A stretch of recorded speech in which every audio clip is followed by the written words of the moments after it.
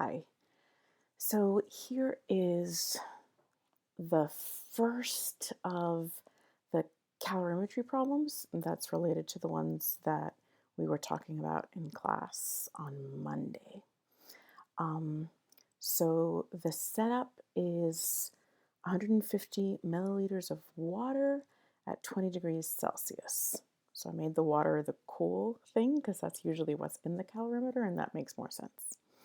And you're adding 150 grams of 60-degree ethanol. And the question is, what is the final temperature? So important information that we have 150 milliliters, that it's water, it's at 20 degrees Celsius. And using red for the higher temperature. 150 grams, 60-degree ethanol. It's a perfect calorimeter, meaning I don't have to worry about um, the heat loss. So I can assume that all of the heat lost by the ethanol is going to go into the water. None of it is lost outside the system. And I'm looking for the final temperature. So here is the setup for the experiment. I've got ethanol heated up to 60 degrees, 150 grams.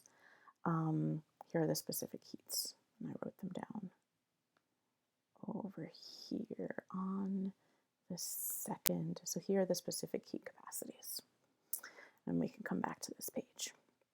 Okay, so the setup is that the heat Q of the ethanol is going to equal, so the heat lost by the ethanol is going to equal the heat gained by the water.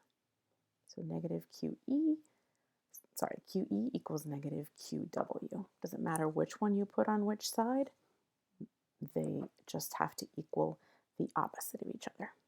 So what's the equation for Q? If you remember, Q equals M, the mass, C, the specific heat capacity, times delta T, the change in temperature. And delta T, this was the mistake that that's my triangle. And this is the mistake that I made the other day in class. Delta T always equals final minus initial. And I think I did it backwards the other day. So T final minus T initial. Okay, so that is all of the information we need to be able to set this up correctly.